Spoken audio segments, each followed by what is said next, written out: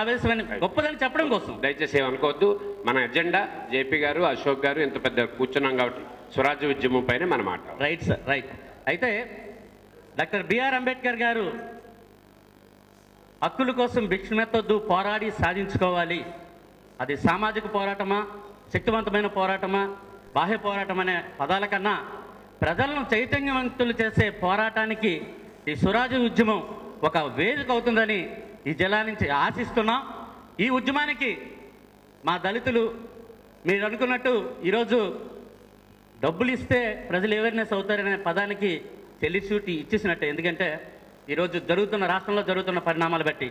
కాబట్టి ప్రజలకి ధైర్యాన్ని కల్పించే ఒక స్వరాజ్య ఉద్యమాన్ని, ఒక నాయకుని, ఒక టీంని కానీ మనం తయారు చేసినట్టయితే ఖచ్చితంగా మీ ప్రయత్నం సుసాధ్యం అవుతుంది. ఖచ్చితంగా విజయనగరమే దానికి వేదిక అవుతుందని తెలియజేసుకుంటూ ఇంత చక్కటి అవకాశం ఇచ్చిన హక్కులు ముగిస్తూ ఉన్నాను. Thank you all. Thank you తమ్ముడు, మంచి ఆలోచన చెప్పారు. తప్పనిసరిగా ఇప్పుడు జయప్రకాష్ నారాయణ గారు కూర్చున్నప్పుడే దీనికి బాధ్యులు ఎవరైతే దీన్ని ముందుకు తీసుకెళ్ళగలరో వాళ్ళందరినీ కూడా మనం నిమిద్దాం తప్పనిసరిగా సార్ ముందే. తర్వాత మన్యాల శ్రీనివాసరావు గారు. శ్రీనివాస్ గారు కొద్ది టైం చూసుకోండి.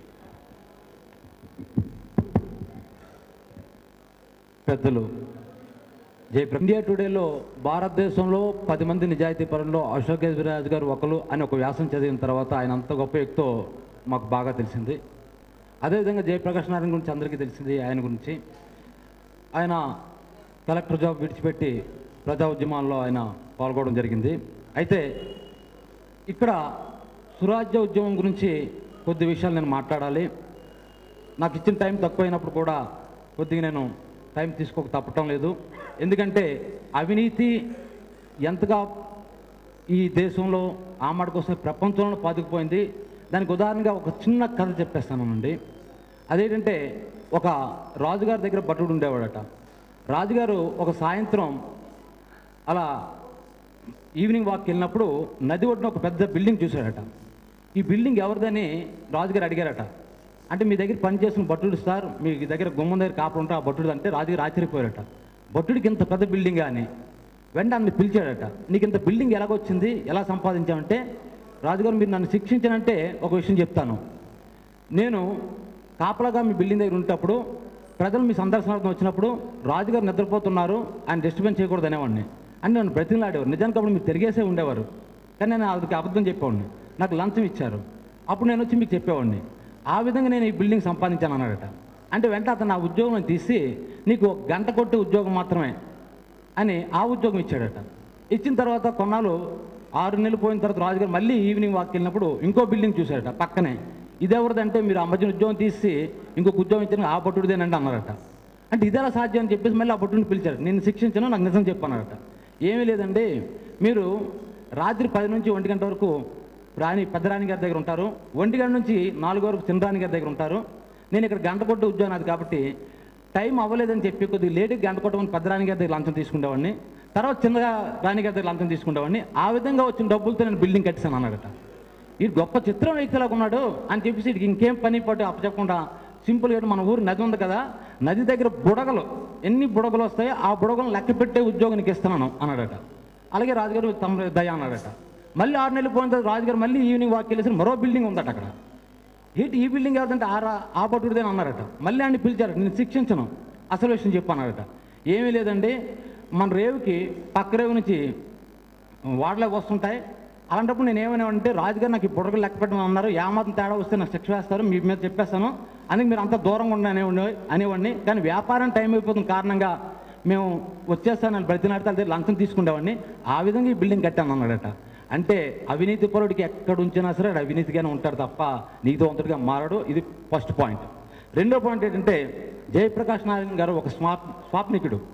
ఆయన అంటే సమాజం బాగుపడాలి, దేశం బాగుపడాలి, ఏదైనా చేయాలని. కానీ నేను ఆయన బాధపడినా ఇక్కడ ఉన్న వాళ్ళు ఎవరైనా హర్ట్ అయినా నేను ఒక విషయాన్ని మాత్రం ఖచ్చితంగా చెప్పదలుచుకోండి. ఎందుకంటే నేను బేసికల్గా టీచర్ని కాబట్టి ఉపాధ్యాయుడు భయపడ్డు కాబట్టి నేను నిజాయితీగా చెప్తున్నాను. పునాదులు లేనటువంటి ఒక అందమైన బంగ్లా కట్టాలనుకుంటున్నారు ఆయన. ఎందుకంటే స్వరాజ్య ఉద్యమం అంటున్నారు ఆయన. జనాల్లో సుమన్ లేరు, సుమన్ అంటే మంచి మనుషులు. జనాల్లో సుమం లేనప్పుడు స్వరాజ్యోద్యమం సాధ్యం కాదు. ఒకవేళ అది వచ్చినప్పుడు కూడా అది ఎక్కువ కాలం మనలదు. ఎందుకంటే ఇక్కడ శ్రీనివాసరావు టైం కొద్దిగా టైం మనకి ఓకే ఇంకా సార్. చాలా మంది మాట్లాడాలి, ముందే చెప్పాను. ఓకే చాలా మంది పెద్దలు ఉన్నారు. లాస్ట్ ఒక్క మాట అండి, 54 ఎంపీల మీద క్రిమినల్ కేసులు ఉన్నాయట మన దేశంలో అని ఈ మధ్య నేను చదివి నేను బాధపడలేదు. ఎందుకు బాధపడలేదు అంటే ఆ రాజకీయ నాయకులు చూసి అసహించుకోలేదు. ఆ 54 మంది ఎంపీలు పంపించింది కూడా ప్రజలే. ప్రజలు అవినీతి పనులు ఎంచుకుంటున్నారు, ప్రజలు దోపిడీ వాళ్ళని వీళ్ళు ఎంచుకుంటున్నారు. కాబట్టి రాజకీయ నాయకులు తప్పు కాదు. మనం ఎంచుకోకపోతే పార్లమెంట్ వరకు మనం పంపించలేము. మనం కాదనుకుంటే వాళ్ళు వెళ్ళలేరు. కానీ మనమే మన అంటే స్వలాభ అంటే డబ్బుల కోసం, మందు కోసం, ఇంకో దానికోసం మనం వాళ్ళకి ఓటేసి పంపిస్తున్నాం. కాబట్టి 54 మంది క్రిమినల్స్ని మనం ఎంపీలుగా పంపించాలంటే సిగ్గుతో తలంచుకోవాల్సిన రాజకీయ నాయకులు కాదు, ప్రజలు. ఈ విషయం జ్ఞాపకించుకోండి. థ్యాంక్ యూ అండి. Thank you very much. Srinivasarao గారు ఏమైనా కొంచెం చాలామంది మనసులో ఉంటుంది కాబట్టి కొంచెం నిజాయితీగా మాట్లాడుకుందాం మనం. శ్రీనివాసరావు గారు ప్రత్యేకంగా భారతదేశంలో ప్రజలు కానీ నాయకులు కానీ మిగతా వాళ్ళకంటే తక్కువ కాదు. మనం చాలా లోతుగా ఆలోచన చేయాలి. మీరు స్వాప్నికులు, లేకపోతే ఇక్కడ కూర్చున్న వాళ్ళు కాదు. ఇక్కడ కూర్చున్న మనం అందరం కూడా కలలుగానే వాళ్ళమే. ఈ సమాజంలో ఉన్న చెడుపోయి మంచి రావాలని చెప్పని మిగతా అన్ని దేశాల్లో ఇవాళ మీరు గొప్పగా చెప్పుకుంటున్న అన్ని దేశాల్లో కూడా ఇవాళ మనం చూస్తున్నటువంటి దానికంటే భయంకరమైన అవినీతి, దుర్మార్గాలు తాండవించినాయి. మన దేశం దానికి అతీతమేం కాదు. ఈ ప్రజలకి అవకాశాలు ఇస్తే ఖచ్చితంగా అవినీతి నుంచి బయటపడగలం, దుర్మార్గ రాజకీయం నుంచి బయటపడగలం. కాబట్టి మీరు చెప్పిన దాంతో అంగీకరిస్తున్నాం. కానీ దానికి కారణం ప్రజల్లో మంచి మనస్సు లేకపోవడం కాదు, మంచితనాన్ని పెంచే వ్యవస్థ లేకపోవడం. గ్లాడ్స్టన్ అన్నాడు ఒకసారి, the purpose of a government is to make it easy for people to do good and difficult to do evil. మంచి చేయడాన్ని సులభం చేసేది ప్రభుత్వం. అదే ప్రభుత్వం ఎందుకండి? చెడు చేయడానికి కష్టం చేసేది ప్రభుత్వం. ఈ చట్టాలు, ప్రభుత్వం, చట్టసభలు, ఇవన్నీ గొడవలంటే పోలీసులు ఎందుకు ఇదంతా? మంచి చేయడాన్ని సులభం చేయాలి, చెడు చేయడాన్ని కష్టం చేయాలి. మన దేశంలో మంచిని కష్టం చేశాం, చెడుని సులభం చేశాం. టెలిఫోన్లు 15 ఏళ్ల క్రితం లంచం లేకపోతే మనలో ఎవరికి రాలా. ఇవాళ పైసా లంచం లేకుండా సామాన్యులకు అందుతున్నాయి. మనుషులే మారలా. చెడుకు పాల్పడకుండా మనకి పని జరిగే ఏర్పాటు చేశాం. ఇలాంటివి ఎన్నో ఉదాహరణలు చెప్పొచ్చు. కాబట్టి మీరు చెప్పిన వాస్తవాలను కాదంటల్లా, కానీ విశ్లేషణలో మాత్రం మనకు చాలా స్పష్టత ఉండాలి. నేను చాలా నిర్బంధంగా చెప్తున్నాను, ఒక స్వాప్నికుడుగా కాదు. ప్రపంచం మొత్తాన్ని, ఈ దేశం మొత్తాన్ని కూడా కాస్త లోతుగా అధ్యయనం చేసిన మనిషిగా చెప్తున్నాను. ప్రతి దేశంలో, ప్రతి సమాజంలో తప్పులు దొరినాయి, దొరులుతున్నాయి. దాని నుంచి బయటపడడం కోసం అక్కడ విజ్ఞులైన వాళ్ళు, కాస్త దూరదృష్టి ఉన్న వాళ్ళు, కొంచెం నా కుటుంబం నేనా కాకుండా కొంచెం మన అని ఆలోచించే వాళ్ళు ఎలాంటి మార్పులు కావాలో వాళ్ళంతా పూనుకున్నారు. అప్పుడే మార్పులు వచ్చినాయి. అబ్రహాం లింకన్ లాంటి వాడు అంత గొప్ప మనిషి. నేను బాగా ఆరాధించే వాళ్ళు లింకన్ ఒక ఆయన. మీకు విషయం తెలుసు, 1964 ఎలక్షన్లో, 2వ ఎన్నికల్లో అబ్రహాం లింకన్ తరపున బ్రహ్మాండంగా రిగ్గింగ్ చేశారు.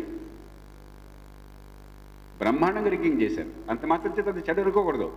ఆనాటి పరిస్థితుల్లో అది అవసరమైంది. దాని నుంచి బయటపడే ఏర్పాట్లు చేసుకున్నారు. అంచేత ఎక్కడో అద్భుతాలు ఉన్నాయి, మన దగ్గర చెడు ఉందని ఇందాక ఎవరన్నారో గుర్తురావట్లా నాకు. మంచి గత మనకు కొంచెమేనో అని చెప్పన్నది కృష్ణమూర్తి గారు అన్నారు. కరెక్ట్. అది గతం అంతా అద్భుతం అనుకోకర్లే. ఏ దేశంలోనో మన దేశంలో కూడా కొంత మంచి ఉంది. మనం ఖచ్చితంగా మన చెడుని తొలగించగలం, మంచిని సాధించగలం. ఆ విశ్వాసం కావాలి. లేకపోతే అసలు సమాజం పూర్తిగా నాశనం అయిపోతుంది, అరాచకత్వం వస్తుంది. అప్పుడు ఇక ప్రభుత్వాలు, పార్టీలు, చట్టము, రాజ్యాంగం అక్కర్లా. మన తర్వాత మాట్లాడుకుందాం మనం. ఇప్పుడు అంటే నేను మీ వాటిని పూర్వపక్షం చేయాలని కాదు, సిన్సియర్గా మనం అనలైజ్ చేయకపోతే అసలు ప్రభుత్వం ఎందుకు? ఇంకా అండ ఉన్నవాడిదే బలం అయిపోతే, బడితున్నాడిదే బర్రె అయిపోతే, అదే కొనసాగటం మనందరూ ఒప్పేసుకుంటే ఇంకా ప్రభుత్వాలు ఎందుకు, ఈ ఎన్నికలు ఎందుకు, చట్టం ఎందుకు, కోర్టులు ఎందుకు, పోలీసులు ఎందుకు, సమాజంలో కట్టుబాట్లు ఎందుకు, కుటుంబం ఎందుకు? అసలు కుటుంబం నుంచి దేశం దాకా సంస్థలు ఎందుకు ఏర్పాటు చేసుకున్నామంటే మనందరికీ పనికొచ్చే ప్రవర్తన సమాజంలో ఉండాలి కాబట్టి దానికి సంస్థలను ఏర్పాటు చేసుకున్నాం. ఇది కూడా అంతే, అంతకంటే ఎక్కువ కాదు. అన్ని సందర్భాల్లో నడుస్తున్నాను కాదు. నడవడం కోసం ఆ సంస్థాగత ఏర్పాట్లు లేకపోతే మాత్రం సమాజం నడవదు. ఇవాళ చాలా చెడు అనుకుంటున్నారు. నిజంగా చెడు అంటే మీరు చూస్తే మన చెడు మనం ఎంత మంచిలో ఉన్నా అర్థం అవుతాం. ఇంకా ఇప్పటికి కూడా మనలో చాలా మంచి మిగిలింది ఈ సమాజంలో. Not everything has gone to dogs. నేను ఒప్పుకోను. ఇది చాలా స్పష్టంగా నేను చెప్తున్నాను. ఇంకా చాలా బాగుపడాలి, దాన్ని అనుమానం లేదు. కానీ అంతా కుళ్ళిపోయింది, ఇది బాగుపడదు అన్నది మాత్రం it is not true. Simply అది is not a world view, it is factually not correct. లేకపోతే మనం పరిష్కారం కనుక్కున్నాం. దయచేసి కొంచెం ఆ లోతుకెళ్ళి మనం చేద్దాం, చర్చను కొనసాగిద్దాం. ఈ చర్చను ఐఎమ్ కంప్లీట్లీ విత్ యూ. ఈ చర్చ చేయాలన్న విషయం, ఎందుకంటే ఈ రకంగా మాట్లాడుకోకపోతే అసలు మనకి క్లారిటీ రాదు. అందరూ ఒకటే మాట్లాడేస్తున్నట్టు అనిపిస్తుంది, కాదు it's not true. Thank you sir. పెద్దలు ఎంఎస్ కామేశ్వరరావు గారిని మాట్లాడాల్సిందిగా కోరుతున్నాను. పూర్వపు ఛాంబర్ అధ్యక్షులు, పౌరవేదిక సలహాదారులు వారిని మాట్లాడాల్సిందిగా కోరుతున్నాను. అందరికీ నమస్కారం. ఈరోజు కార్యక్రమం ఏర్పాటు చేయడంలో రాజకీయాలకి అతీతంగా ఒక 4 అంశాలనే మాట్లాడదామని మాత్రం చెప్పడం జరిగింది. నేను మాత్రం లోక్సత్తా పార్టీ సభ్యుడిని కూడా కాను. అయితే 1991 నుంచి నేటి వరకు కూడా రాష్ట్రం, కేంద్ర ప్రభుత్వాల ఆఫీసర్స్ తోటి మాట్లాడుతుంది. ఇప్పటిదాకా ఏ ఆఫీసర్ కూడా నా దగ్గర లంచం పుచ్చుకోలేదు, లంచంతో నేను పని చేయించుకోను. అది మాత్రం నేను చెప్తున్నాను. అయితే మీరు చేయించుకోగలరు, సామాన్యుడి సంగతి ఏమిటి అని మీరు అడగవచ్చు. సామాన్యుడు వెళ్ళలేడు, ఒప్పుకుంటాను. దానికి విజయనగరం జిల్లా పౌరవేదిక ఒకటి పెట్టుకున్నాం. వాళ్ళు గ్రామాలకు కూడా ఈ కార్యక్రమాలని ఒక సంఘాన్ని ఏర్పాటు చేసి ఎవరికైనా ఏదైనా పని ఎక్కడైనా జరగకపోతే మా దృష్టి తెండి, మేము విజయనగరం జిల్లా తరఫున వారితో రిక్వెస్ట్ చేస్తాము, పని చేయిస్తామని ముందుగా చెప్పినట్లయితే అవినీతికి కొంతవరకు తగ్గడానికి అవకాశం ఉంది అని నా పర్సనల్ అభిప్రాయం. అయితే మరి జయప్రకాష్ నారాయణ గారిని నేను క్షమాపణ కోరుతున్నాను. ఈ అవినీతికి, ఈ కారణాలకి ప్రజా నాయకులే కాదు, ఈ ఐఏఎస్ ఆఫీసర్స్ కూడా కొంతవరకు బాధ్యులే అని నా తాలూకా ప్రత్యేకమైన నా పర్సనల్ అభిప్రాయం మాత్రమే. ప్లీజ్. చాలా వరకు. Okay, thank you. అందుచేత నేను ఈ ఐఏఎస్ ఆఫీసర్స్ గారిని అందరినీ కోరేది ఏమిటంటే, మేము కాకు దీర్ఘం ఇస్తే కా అని అంటాము, కానీ కాకు దీర్ఘం ఇస్తే కీ అని మాత్రమే మానాము అన్నది మాత్రము. ఈ ఐఏఎస్ ఆఫీసర్స్ అందరూ కూడా, వారికి కూడా ఒక సంఘం ఉంది, ఒక అసోసియేషన్ ఉంది, వారు కూడా మాట్లాడుకోవచ్చు. ఇక్కడ మా సంఘాలతో కూడా కాదు, మీ ఐఏఎస్ ఆఫీసర్స్ అందరూ కూడా ఎందుకు కలుసుకొని మీ తాలూకా ప్రజానాయకుల మాటలు విని తీరాలి అన్న భావన మీకు ఎందుకు కలగాలి, దాన్ని ఆ భావన తొలగించేటట్టుగా ప్రయత్నించవలసిందిగా కోరుతున్నాను.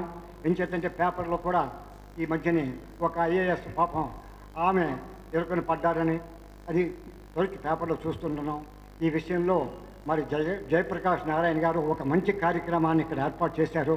మరి బాబ్జీ గారు మాత్రం గురుతర బాధ్యతను మీరు అప్పచెప్పారు. ఆయన ఇవాళ జయప్రకాష్ నారాయణ గారు వచ్చారు, ఉపన్యాసం చెప్పారు, వెళ్ళిపోయారు కాకుండా నేను ఇక్కడ మారుమూల గ్రామానికి కూడా ఒక కమిటీని ఏర్పాటు చేస్తానని చెప్పేసి బాబ్జీ గారు భరోసా ఇచ్చి తీరాలి.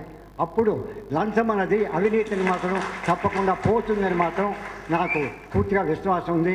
ఈ అవకాశం ఇచ్చినందుకు మీ అందరికి కూడా నమస్కారం చేస్తూ సెలవు తీసుకుంటున్నాను.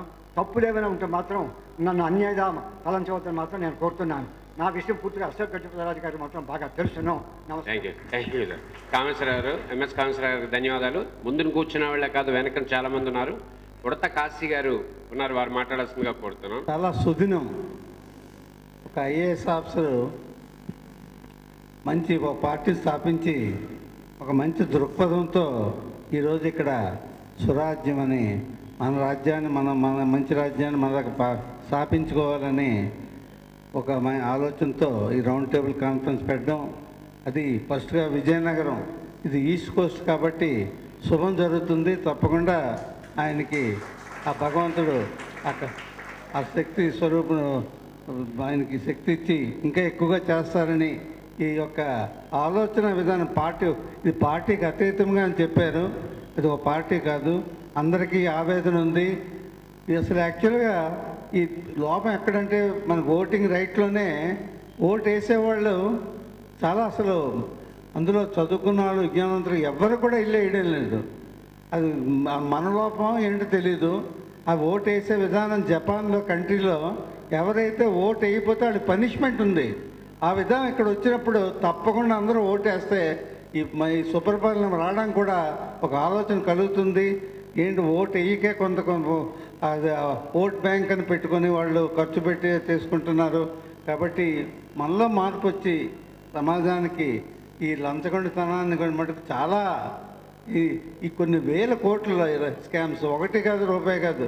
ఆ డబ్బు తీసుకొచ్చి మనకి కరెంటు లేదు, మంచినీళ్ళు లేవని బాధపడే బదులు ఆ డబ్బంతా అక్కడ మూలుగా బదులు ప్రభుత్వం వెంటనే ఇమ్మీడియట్గా ఇది కరప్టెడ్ మనీ అని తెలుసున్నప్పుడు కూడా ఇంకా సుప్రీంకోర్టుకి వెళ్ళే వరకు ఉంచడం, ఈలోగా డైల్యూట్ అయిపోయి చాలా చేతులు మారిపోయి అసలు అక్కడ ఏమి ఉండకుండా పోతుంది. అది చేసేటప్పుడు వెంటనే ఆ అమౌంట్ని తీసి మన మంచి నదుల అనుసంధానం, గోదావరిలో నీరు ఎక్కువై వర్షంలో పోతుంది, సముద్రంలో పోతుంది, కృష్ణాలో నీరు లేదని బాధపడుతున్నాం. ఇటువంటి చర్యలు తీసుకోవడానికి అవకాశం ప్రజల్లో మనం అసలు యాక్చువల్గా నా జయప్రకాష్ నారాయణ చెప్పారు, మన ఐఏఎస్ ఒక ఆఫీసరు, ఇది మెయిన్ ప్రభుత్వం లోపం కాదు, ఈ బ్యూరోక్రాట్స్ చేస్తున్న లోపమే, వాళ్ళని పాడు చేస్తుంది కూడా వీళ్ళే. కొన్ని రకాలుగా ఈ విధంగా పెడితే మనకు పాయింట్ ఉందండి, ఈ విధంగా పెడితే ఎంత వస్తుందని చెప్పే పాడు చేస్తున్నారు. ఆ చదువు వాళ్ళకి నిజంగా చేసిన వాళ్ళని మనం పనిష్మెంట్ మనమే చూపించాలని ప్రజలే చేయాలి. కాబట్టి ఈ విధంగా మనందరిలో కూడా మార్పు వచ్చినప్పుడు మంచి కలుగుతుంది, శుభం జరుగుతుంది. మనలో మనం మార్పు రావడానికి మన ఆత్మవిశ్వాసంతో ఉంటే జరుగుతుందని మరి అందరికీ కూడా ఇక్కడ వచ్చి నాకు కూడా అవకాశం ఇచ్చినందుకు మరి ధన్యవాదాలు తెలుపుకుంటాను. Thank you. 1.5 ఎస్ఎన్ గురుప్రసాద్ గారికి ఎలియన్స్ క్లబ్ పార్టీలకు అతీతంగా తమ బాధ్యతగా గుర్తెరగాలని నేను కూడా కోరుతున్నాను. ప్రస్తుతం ప్రజల ఆలోచన సరళంలో కూడా మార్పు రావాలి. వాళ్ళు ఏవో కేవలం పెన్షన్, రేషన్ ఇటువంటి సామాన్యమైనటువంటి అంశాలకి ఆసక్తి చూపిస్తూ ఆ కొంచెం తాయిలాల మీదే సంతృప్తి పడుతూ ఉన్నారు. అలా కాకుండా వాళ్ళ జీవన ప్రమాణం పెరిగే విధంగా వాళ్ళ ప్రాథమిక స్థాయిలో ఉన్న ఆలోచనలను తప్పించుకొని వాళ్ళ జీవన ప్రమాణం నాణ్యత పెరిగే విధంగా వాళ్ళ ఆలోచన మారాలని, వాళ్ళ పిల్లలకు నాణ్యమైన విద్య అందేలా చక్కటి రాజ్యం కావాలని నేను కూడా కోరుతున్నాను. ఈ స్వరాజ్యం సాధించడానికి మనకి 90 సంవత్సరాలు పట్టింది, 1857 నుంచి 1947 వరకు. అయితే అది అసాధ్యం కాలేదు. ఇది కూడా లోక్సత్తా పార్టీ వల్ల సుసాధ్యం అవుతుందని, స్వరాజ్యం తప్పకుండా వస్తుందని నమ్మినందుకు పెద్దలందరికీ నమస్కారాలు.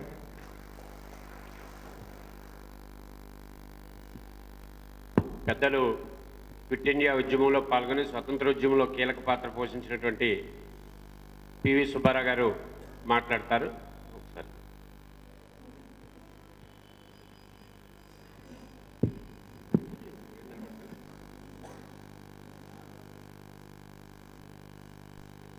చెప్పుకోదగ్గ పర్వదినం విజయనగరానికి శ్రీ జయప్రకాష్ నారాయణ గారు వచ్చి ఈ ఉద్యమానికి అనగా శంకుస్థాపన చేసి ఇక్కడి నుంచి కార్యక్రమం ప్రారంభిస్తున్నారంటే మన విజయనగరానికి ఎంతో గర్వకారణం, అదృష్టం. నాకు కూడా అదృష్టం. నా ఆరోగ్య పరిస్థితి బాగులేకపోయినా మీ అందరి దర్శనం వేళ నాకు కలిగింది. జయప్రకాష్ నారాయణ గారు, నా మిత్రుడైన అశోక్ గజపతిరాజు గారు, మిగతా మిత్రులందరూ కూడా కలియడం నా అదృష్టం. ఈ ఉద్యమం జయప్రదం అవ్వాలని నేను ఆశీర్వదిస్తూ మీ అందరి వద్ద నుండి సెలవు తీసుకుంటున్నాను. ధన్యవాదములు. పనిచేసే క్రమంలో అడుగు వేయాలనే ఆలోచనతోనూ వారికి ప్రత్యేకంగా వచ్చినందుకు ధన్యవాదాలు తెలియజేసుకుంటూ, విజయనగరం పట్టణంలో రాజకీయాల్లో అపారం అనుభవం ఉండి దశాబ్ద కాలం పాటు రాజకీయాల్లో ఉన్నటువంటి ప్రసాదాల రామకృష్ణ గారు మాట్లాడాల్సిందిగా కోరుతున్నాం. బాబ్జీ గారికి, పెద్దలు అశోక్ గజపతిరాజు గారికి, జయప్రకాష్ నారాయణ గారికి, ఈ కార్యక్రమానికి విచ్చేసినటువంటి పెద్దలందరికీ హృదయపూర్వక నమస్కారాలు తెలియజేసుకుంటూ, ఈరోజు విజయనగరంలో ఈ ఉద్యమం స్టార్ట్ అవడం చాలా హర్షదాయకమైనటువంటి విషయం, ప్రజలందరూ ఎదురు చూస్తున్నటువంటి విషయం. ఎప్పుడు అవినీతి లేనటువంటి పాలన రావాలన్నది ప్రజల్లో విపరీతంగా కనిపిస్తుంది. దానికి ఎవరు చేస్తానన్నా దానికి ప్రజలు అందరూ కూడా అండదండలు ఉంటాయన్నది స్పష్టంగా అర్థమవుతుంది. ఎందుకంటే రాజకీయాల్లో రోజు రోజుకి అవినీతి విపరీతంగా పెరిగిపోయి ప్రతి ఒక్క విషయానికి కూడా లంచగొండితనం ఎక్కువైపోయి ప్రజలు నానా ఇబ్బందులు పడుతున్నారు. ప్రతి వస్తువు కూడా విపరీతంగా రేట్లు పెరగడానికి ప్రధానమైనటువంటి కారణం ఏంటంటే లంచగొండితనం, భయం లేకపోవడం. దీనివల్ల ఏంటంటే అందరం కలిసికట్టుగా చేయవలసినటువంటి బాధ్యత ఉంది.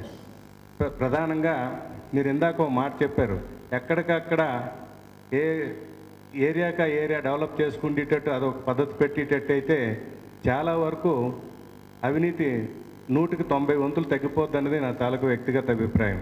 ఎందుకంటే మధ్యలోనూ బోర్డు అంతా వృధా అవుతుంది ప్రతి చోట కూడాను. అందువల్ల దానివల్ల ప్రజలకు రావాల్సినటువంటిది ఇది హయాం ఇది ప్రతిదానికి టైం పెట్టి ఇచ్చేవారు. డెత్ సర్టిఫికేట్ కానీ, బర్త్ సర్టిఫికేట్ కానీ, ప్లాన్కి కానీ ప్రతిదానికి